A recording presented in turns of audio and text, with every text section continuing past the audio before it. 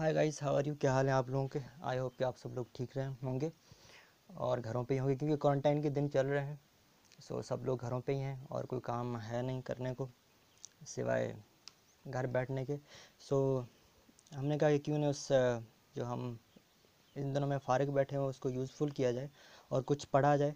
इसलिए मैंने किताब पढ़ी है आर्ट ऑफ लविंग, और मैंने कहा कि इसको आपके साथ शेयर किया जाए जिस तरह हम पहले किया करते थे।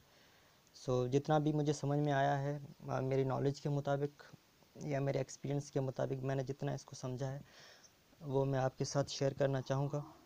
ये और ये जो एक्सप्लेनेशन है इसे मैं डेडिकेट भी करना चाहूँगा, जिस तरह लोग ट्रांसलेट वगैरह करते हैं या कोई किताब वगैरह लिखते हैं तो डेडिकेट करते हैं। मैंने कहा मैं भी इसको क्यों ना डेडिकेट कर दूँ किसी को। ये मैं डेडिकेट करूँगा। मेरे एक बहुत ही अच्छे से दोस्त हैं, बहुत ही दिल के करीब, उनका नाम है सरकार। मैं उन सरकार को डेडिकेट करना चाहूँगा। अच्छा, किताब मैंने जो चूज़ की है वो आर्ट ऑफ लविंग है बाय एरिक फ्रॉम। ये एक साइकोलॉजिकल किताब है, क्योंकि एरिक फ्रॉम जो है वो साइकोलॉजिस्ट हैं, और ये जो है वो बेस्ट सेलिंग बुक है। माना ये जब छपी थी तो बहुत ही मशहूर हुई थी, और इस किताब को मैं 4 से 5 बार पढ़ चुका हूँ। और हर बार जब भी मैं पढ़ता हूँ मुझे एक नया ही एक्सपीरियंस होता है, मुझे एक अलग ही मज़ा देती है ये किताब। And in the days of depression, या जब भी मैं डिप्रेशन में होता हूँ तो भी मैं इसको पढ़ता हूँ, और ये एक मेडिसिन का काम देती है। ठीक है। सो माना कुछ किताबें हैं जो एज ए मेडिसिन भी काम देती हैं। माना मैंने बहुत सारी बुक्स पढ़ी हैं, लेकिन उनमें से चंद किताबें हैं कि जिनको मैं बार बार पढ़ता हूँ, जो कि जब भी मैं बुरा फील करता हूँ, या जब भी मुझे मज़ा नहीं आता, या जब मुझे कोई कन्फ्यूजन होती है, या जब मेरे जहन में कुछ सवाल होते हैं जिनका मुझे जवाब नहीं मिलता, तो मैं चंद किताबें पढ़ता हूँ। ठीक है। उन चंद किताबों में से ये भी एक है, आर्ट ऑफ लविंग। ठीक है। क्योंकि ये जो हमारे ज़िंदगी का एक बहुत ही इम्पोर्टेंट नुक्ता है, लव, उसको सुलझाने की कोशिश करता है। और ये हमारी ज़िंदगी में लव जो है वो बहुत ही इम्पोर्टेंट है। वैसे तो ज़िंदगी में बहुत सारी चीज़ें इम्पोर्टेंट है, लेकिन उनमें से लव भी इम्पोर्टेंट है। क्योंकि वो कहते हैं कि आप हर चीज़ के बगैर रह सकते हो इस दुनिया में, मगर आप लव के बगैर जो है वो एक दिन भी नहीं रह सकते हैं। तो आप अंदाज़ा लगा सकते हैं कि जो लव है वो कितना इम्पोर्टेंट है हमारी लाइफ के अंदर। और लव इसलिए भी इम्पोर्टेंट है, जिस तरह आपने सुना होगा कि लोग प्यार में पागल हो जाते हैं, या लोग जो है वो खुदकुशी कर लेते हैं प्यार के अंदर, या लोग जो है वो प्यार में इंसान हो जाते हैं। माना एक ऐसी चीज़ जो आपको पागल बना दे, ऐसी चीज़ जिससे आप ज़िंदगी से हाथ धो बैठें। माना या तो आप ख़त्म हो जाएं, या अगर ज़िंदा भी रहें तो किसी काम के ना रहें। माना ये चीज़ इतनी इम्पोर्टेंट है, माना ये चीज़ समझने की है। अगर आप इसको समझोगे नहीं, अगर तो फिर क्या होगा कि इसका आपको नुकसान होगा। अगर आप ज़िंदा हैं तो अगर आपने इसको समझा नहीं है तो ये आपको किसी काम का नहीं छोड़ेगा। और आपने ऐसे बहुत सारे एग्जांपल्स अपने सराउंडिंग्स में देखे होंगे, या आपने सुने होंगे, या स्टोरीज़ में, कहानियों में, कि जिसको प्यार होता है उसके साथ क्या होता है। इसलिए मैंने इस किताब को चुना है, आर्ट ऑफ लविंग को, बाय एरिक फ्रॉम, ताकि आप लोगों के साथ शेयर किया जाए। ओके। मैंने आप लोगों को इम्पोर्टेंस तो इसकी बता दी। अब इसको हम शुरू कर रहे हैं। पहला चैप्टर है आर्ट ऑफ लविंग, और मैं आपसे ये कहूँगा कि आप इस किताब को साथ साथ पढ़ते जाएं, ताकि आपको जो ये किताबें अच्छी तरह से समझ में आए। माना कुछ मुझे समझ में आई है, कुछ आप लोगों को समझ में आए, तो उसके बाद अगर आप कोई सवाल पूछना चाहते हैं तो वो भी आप पूछ सकते हैं, या अगर कोई चीज़ अगर डिस्कस करना चाहते हैं तो वो भी आप डिस्कस कर सकते हैं। तो इससे क्या होगा कि आपकी नॉलेज में भी इजाफा होगा, और मुझे भी समझ में आएगी। अगर कुछ चीज़ मैंने मिस कर दी है, या कोई चीज़ जो मुझे समझ में नहीं आएगी, वो मुझे और भी बेहतर तरीके से समझ में आएगी। अच्छा, इसका जो पहला सेंटेंस है वो बहुत ही इम्पोर्टेंट है। आप ये कह सकते हैं कि सारे किताब के अंदर ये एक ही चीज़ को डिस्कस करेगा, जो इसका पहला सेंटेंस है कि is love an art then it requires knowledge और एंड एफर्ट, और is love a pleasant sensation which to experience is a matter of chance, something one falls into if one is lucky। क्या प्यार कोई art है? अगर art है तो फिर उसमें नॉलेज की ज़रूरत होगी, उसमें एफर्ट की ज़रूरत होगी।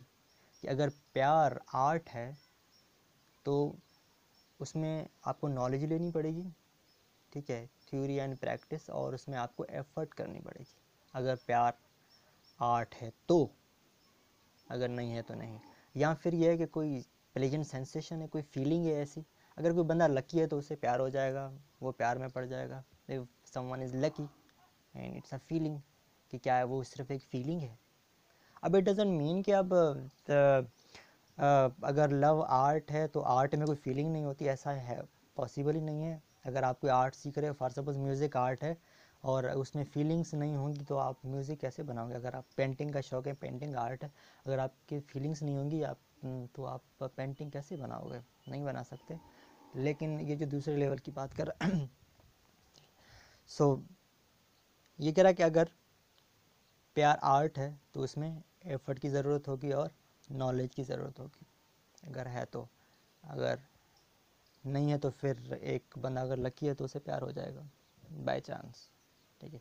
हमारे लोग क्या करते हैं, या हम लोग क्या करते हैं, हमारी जो है वो हम दूसरी कैटेगरी में यकीन रखते हैं कि प्यार जो है वो बाय चांस हो जाता है। प्यार कोई आर्ट नहीं है और प्यार को कोई सीखने की ज़रूरत नहीं है। तो यहाँ पे ये जो है वो उस पूरे किताब में आपको ये सिखाने की कोशिश करेगा कि प्यार जो है वो आर्ट है और उसे सीखने की ज़रूरत है, ठीक है। और इसका मकसद ये भी नहीं है कि आपको कोई टिप्स बताएगा कि कैसे लड़का या लड़की को फंसाई जाए, या कैसे उन्हें क्या हो सके वो किया जाए, वो तरीके भी नहीं बताएगा। ये ऐसे साइकोलॉजिकली बताएगा आपको कि प्यार आखिर है क्या और उसे किस तरह से किया जाए। ओके, सो उसके बाद कहता है कि having watched movies, listen songs, good stories and many, after reading many stories none has thought something to learn about it। कि हमने बहुत सारी मूवीज़ देखी हैं, बहुत सारी हमने जो है वो स्टोरीज़ पढ़ी हैं, बहुत सारे हमने नॉवेल्स पढ़े हैं, और ये सब देखने के बाद या ये सब पढ़ने के बाद मना हमें लगता है कि इस चीज़ के बारे में हमें समझने की कोई ज़रूरत नहीं है, या इस चीज़ के बारे में सीखने की कोई ज़रूरत नहीं है। जैसे कल ही एक स्टूडेंट से बात कर रहा था कि मैं इस चीज़ को एक्सप्लेन कर रहा हूँ और फिर मैं यूट्यूब पे शेयर करूँगा। सो वो हंसने लगा और कहने लगा कि सर अब ये चीज़ क्या किताबों में सीखी जाती है क्या। मैंने ये देखे ना हमारे बिलीफ सिस्टम क्या है, हम चीज़ों को कैसे देखते हैं। तो मैंने कहा कि हाँ, इस चीज़ को सीखने की ज़रूरत है। अगर नहीं सीखोगे तो फिर क्या होगा, फिर अरिजीत सिंह के गाने सुनते रहोगे। सो हमें लगता है कि प्यार जो है वो कहाँ से सीखा जाता है, वो अरिजीत सिंह के गाने सुन के सीखा जाता है, या प्यार जो है वो मूवीज़ देख के सीखा जाता है, या प्यार जो है वो स्टोरीज़ वगैरह पढ़ के सीखा जाता है। उनमें जो प्यार दिखाया जाता है वही प्यार है, ठीक है। बट ये आगे चल के ये कहता है कि जो प्यार हमें मूवीज़ में दिखाते हैं वो सूडो लव है, ठीक है। It's a totally insanity. माना जो मूवीज़ में हमें दिखाया जाता है वो झूठा प्यार है।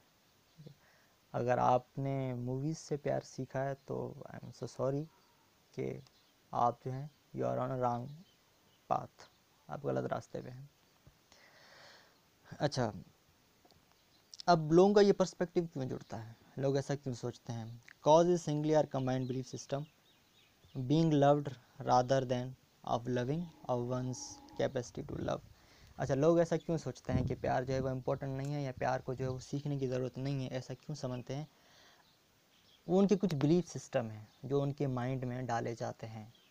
माना आपने कोई मूवी वगैरह देखी है, या आपने कुछ सुना है, या आपने पढ़ा है प्यार के बारे में, उसके बाद आपका एक माइंड बन जाता है, आपकी एक स्ट्रक्चर बन जाती है। तो प्रॉब्लम ये है कि कल योवेल जो हरारी है वो कल कह रहा था, उन्होंने एक बहुत अच्छी बात की थी, कब मैंने सुना था। उन्होंने कहा कि जो इंसानी माइंड है, या जो इंसान जो है वो सिंपल और छोटी छोटी स्ट्रक्चर्स में यकीन रखता है, छोटी स्टोरीज़ को समझता है, वो उन्हें बड़ी जो चीज़ें हैं वो समझ में नहीं आती हैं। Truth is complicated. कोई भी बंदा जो है वो सच को ढूंढने की कोशिश नहीं करता, ट्रुथ इज़ ऑलवेज कॉम्प्लिकेटेड। सो वो छोटी अगर स्टोरी उनको सुनाई जाए तो ठीक है, वो मान लेते हैं। जैसे आजकल कोरोना चल रहा है, तो लोगों को ये बताया गया कि ये यहूदी साजिश है, ये चाइना की लैब में बनाया गया है और ये किसी को तबाह करने की साजिश है।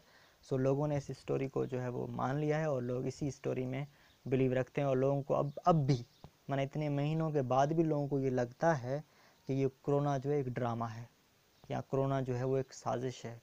वो अभी तक, क्योंकि कोरोना जो है वो कहता है कि ये तो जेनेटिक कोड है, ठीक है, एक नॉन लिविंग थिंग है।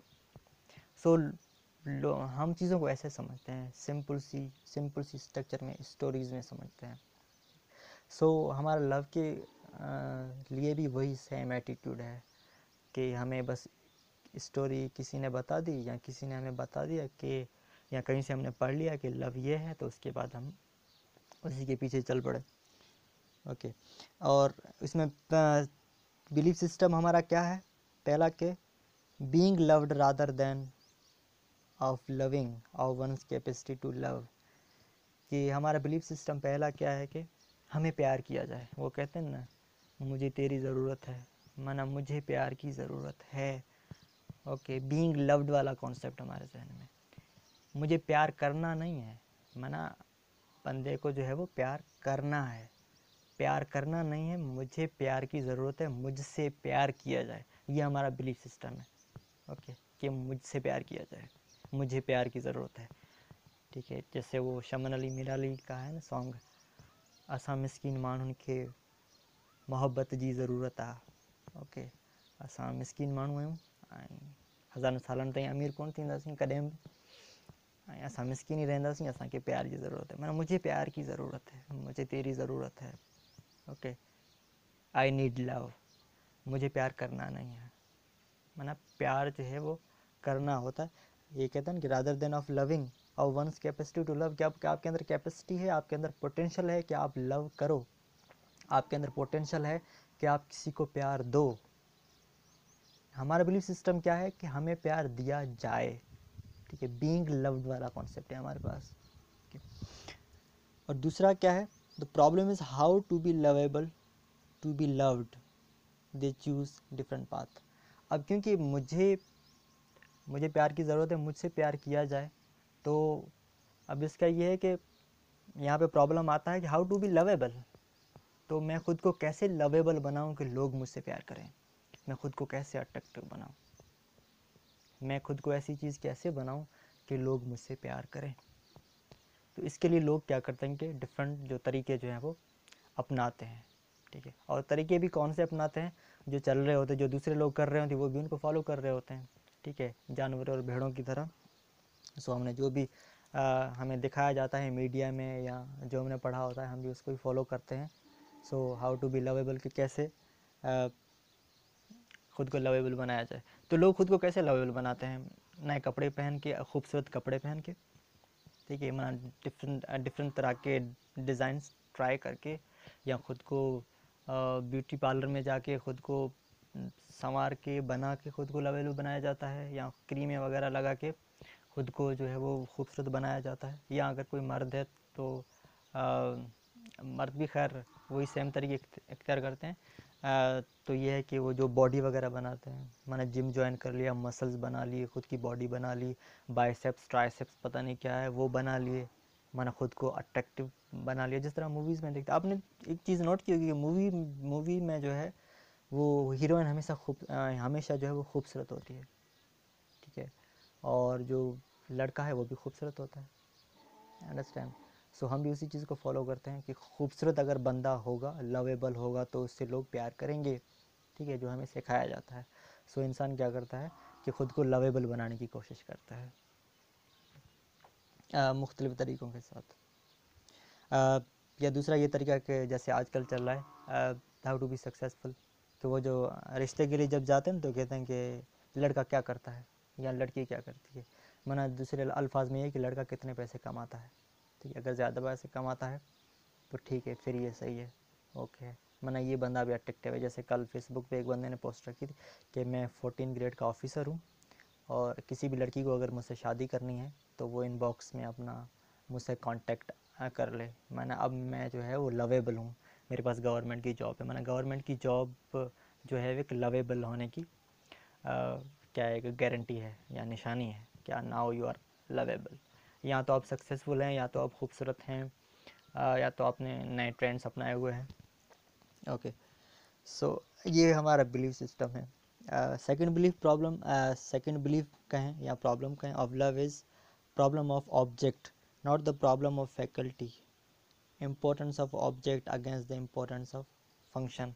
कि दूसरा प्रॉब्लम क्या है, कि दूसरा प्रॉब्लम है ऑब्जेक्ट का, कि ऑब्जेक्ट अच्छी होनी चाहिए। अंडरस्टैंड?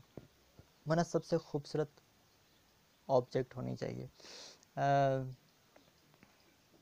ये हमारी मार्केट स्ट्रेटजी है।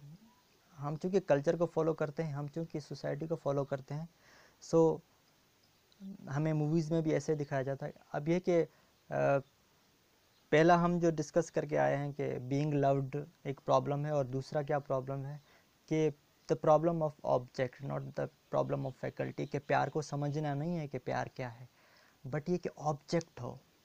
ओके, मना लड़का है तो वो सोचता है कि कोई खूबसूरत लड़की हो, ऑब्जेक्ट हो जिससे मैं प्यार करूं। प्यार क्या है उसको समझूं नहीं, बल्कि कोई खूबसूरत लड़की होनी चाहिए जिससे प्यार करूं। यहाँ लड़की है तो वो कहती है कि कोई खूबसूरत लड़का हो तो उससे मैं प्यार करूं। माना problem of object not the problem of faculty, not the problem of function. What is the function? Function क्या है, प्यार कैसे काम करता है, उस प्यार को नहीं समझना है, बल्कि ऑब्जेक्ट ढूंढनी है। हम क्या उस ऑब्जेक्ट को ढूंढने निकलने पड़ते हैं, कोई ऑब्जेक्ट मिले, माना कोई खूबसूरत लड़की या खूबसूरत लड़का हो जिससे प्यार किया जाए।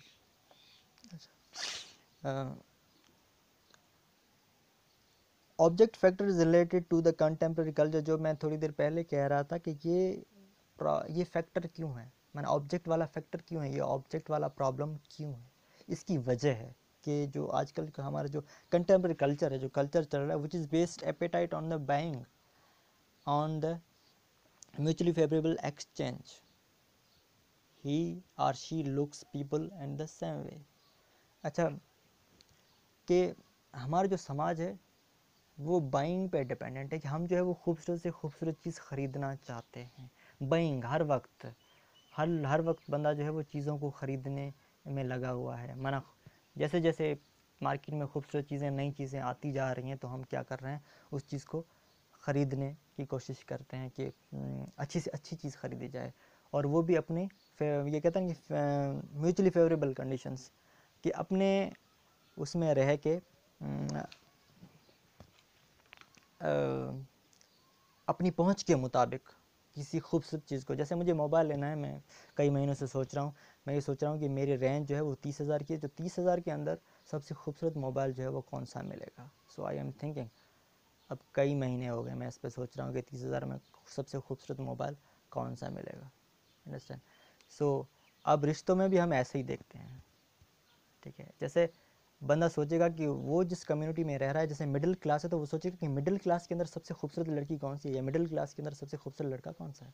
जैसे मीन्स कि लोअर क्लास का बंदा है तो वो सोचेगा लोअर क्लास में सबसे खूबसूरत लड़का या लड़की कौन सी है जिससे मैं प्यार करूँ।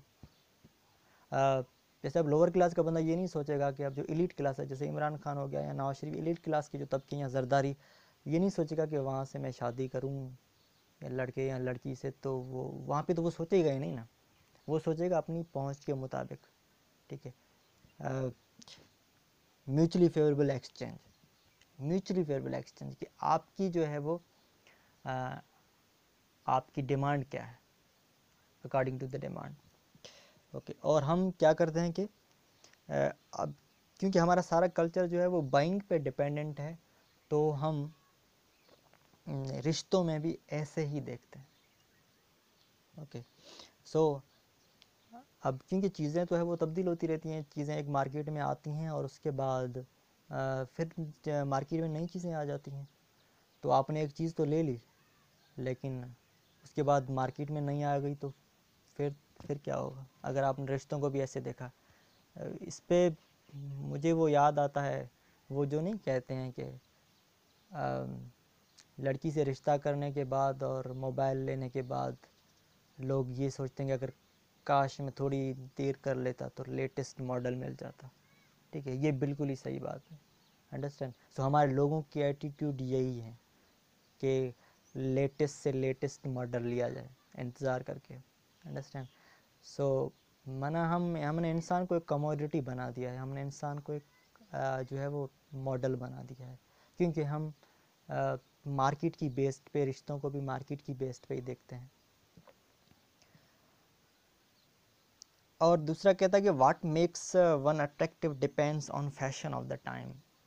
माना उस टाइम के अंदर जो भी फैशन है, जैसे उसके मुताबिक लोग जो हैं वो क्या अट्रैक्टिव होते हैं। आजकल कौन सा ट्रेंड चल रहा है, आप कोई 100 साल पुराना जो ट्रेंड अभी नहीं ला सकते। फॉर सपोज़ या आप देखा होगा कि जो है वो जो बॉयज़ हैं आजकल, वो जो है वो लंबी लंबी कमीज़ का आजकल ट्रेंड चल रहा है, या आजकल जो है वो जो शलवार बनाते हैं तो वो कुर्ता टाइप ऐसे बनाते हैं, तो आजकल का ये जो है वो ट्रेंड चल रहा है, या कुछ देर पहले जो रुमाल वाला ट्रेंड आया था। तो अगर ट्रेंड के मुताबिक आप चलते हैं तो आप अट्रैक्टिव होते हैं। अगर आपने दूसरा आउटडेटेड ट्रेंड इस्तेमाल किया तो लोग आपको गंवार कहेंगे, ठीक है। एंड दूसरा है कि 2% thus fall in love when they feel they found the best object available in the market, considering the limitations of their own exchange value। तो मैंने पहले ये चीज़ मैं पहले ही डिस्कस कर चुका हूँ कि आपको ऑब्जेक्ट कब मिलती है, जब आपको पता चलता है कि हाँ इसको मैं अफोर्ड कर सकता हूँ, ये मेरी लेवल की है और सही है, अब जो मैं ये चीज़ ख़रीद सकता हूँ, या अब मैं इसे प्यार कर सकता हूँ क्योंकि ये चीज़ जो है वो मेरे लेवल की है। अंडरस्टैंड। सो प्यार भी लेवल लेके किया जाता है हमारे यहाँ, ठीक है। आप अपनी लेवल से बड़े बंदे से प्यार नहीं कर सकते क्योंकि हम चीज़ों को मार्केट की बुनियाद पे देखते हैं। अच्छा, third belief which leads to error is the confusion between initial experience of falling in love and permanent state of being in love। अच्छा, हम कुछ प्रॉब्लम्स पहले डिस्कस करके आए हैं। जो पहले था कि being loved, और उसके बाद के how to be lovable, then के प्रॉब्लम ऑफ ऑब्जेक्ट। अब इसमें जो थर्ड एरर ये बता रहा है कौन सा है कि initial experience of falling in love, माना पहली नज़र में, वो गाना है पहली नज़र में ऐसा जादू कर गई या कर गया, वॉट्सएवर जो भी है, पहली नज़र वाला प्यार। देखें, इसमें यह कि जो पहला जो एक्सपीरियंस होता है, लड़का या लड़की जो एक दूसरे को देखते हैं या उन्हें अगर प्यार हो जाता है, जो फर्स्ट जो वो ये एक्सपीरियंस होता है उसमें बहुत ही एक्साइटमेंट होती है। इट्स वेरी एक्साइटेड, माना बंदे के जो है अगर उन्हें प्यार हो जाता है, जो इनिशियल एक्सपीरियंस ये कह रहा है, तो उसमें क्या है कि बंदे के जो है वो पाँव ज़मीन पे टिकते ही नहीं है, माना बंदा ऊपर ऊपर उड़ रहा होता है, माना उसे बहुत ही मज़ा आ रहा होता है। वो जो आजकल चल रहा है ना कि शुरू में क्या होता है, शुरू में क्या होता है कि आपने मैसेज भेजा, सीन हुआ और उसी टाइम ही रिप्लाई होगा, वो हो गया। मैंने मैसेज भेजा, सीन हुआ और रिप्लाई आ गया। तो इसमें कहते हैं कि शुरू में भाई ऐसा होता है, और उसके बाद आपने मैसेज किया और कई देर के बाद सीन हुआ और दूसरे दिन जाके आपको रिप्लाई हुआ, तो बाद में ऐसा होता है। इनिशियल एक्सपीरियंस ऐसे होता है, ठीक है। सो लोग, ये भी एक एरर है कि लोगों को लगता है जो पहली नज़र में वाला जो प्यार होता है, वो ये कहता है कि वो एक एरर है, पहली नज़र वाला प्यार ये बकवास है, ऐसा कुछ भी नहीं होता है। जो चीज़ जितनी जल्दी होगी वो उतनी जल्दी ख़त्म भी हो जाएगी। पहली नज़र में प्यार हो गया और उसके बाद शादी होगी और फिर बाद में पता चला कि तलाक भी होगी, पर कब पता चला, कब शादी होगी कब तलाक होगी पता भी नहीं चला। अंडरस्टैंड।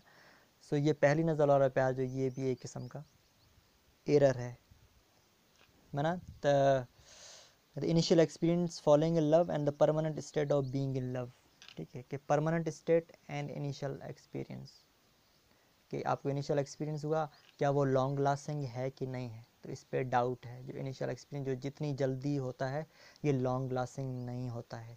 माना आपको प्यार हुआ, उसके बाद कुछ दिनों के बाद जब आप एक दूसरे से बोर हो गए, जब आप एक दूसरे की लिमिटेशंस का आपको पता चला, तो फिर क्या होगा कि वो चीज़ें जो है वो फॉल अपार्ट हो गई, ओके। और फिर आप किसी और दूसरे प्रोजेक्ट पे चले गए, और फिर आप दूसरे प्रोजेक्ट पे ये इनिशियल का मसला ये है कि मैं जैसे पहले ही कह रहा हूँ कि जो है ना पहली नज़र वाला प्यार, उसमें क्या होता है कि उसमें बहुत ही एक्साइटमेंट होती है। दूसरी बार भी अगर होता है तो उसमें फिर भी इतनी एक्साइटमेंट होगी, थर्ड बार होगा तो भी उसमें इतनी ही एक्साइटमेंट होगी, और फिर आस्ता आस्ता वो क्या होती है, वो डिक्रीज़ हो जाती है। जितने जल्दी हो जाता है प्यार उतनी जल्दी वो प्यार निकल भी जाता है, ठीक है। सो इसका क्या है कि ये लॉन्ग लास्टिंग नहीं है, ठीक है। तो ये भी एक किस्म की एरर है। अंडरस्टैंड। सो हमने ये कुछ प्रॉब्लम जो हैं वो अभी डिस्कस किए हैं कि कौन से प्रॉब्लम है, बीइंग लव्ड और problem of object, and then ये कि इनिशियल एक्सपीरियंस वाला जो अभी मैं डिस्कस किया है। सो ये है कि आज के लिए इतना ही। So it's a first lecture, और ये पहले चैप्टर के कुछ पेजेस थे जो मैंने इसको समझाने की कोशिश की। आई होप कि अब मैं इसमें कितना कामयाब रहा हूँ, ये आप लोग मुझे बताइएगा मैसेज करके या कमेंट करके कि इसमें मैं कितना कामयाब रहा हूँ, या आपको ये इसमें कितनी चीज़ समझ में आई है, या आपको अगर इससे कोई सवाल है तो आप वो पूछ सकते हैं। और अभी आगे चल के ये पता था कि आखिर प्यार है क्या, वो आगे चल के डिस्कस करेंगे। ठीक है, सो आज के लिए इतना ही। खुदा हाफिज़।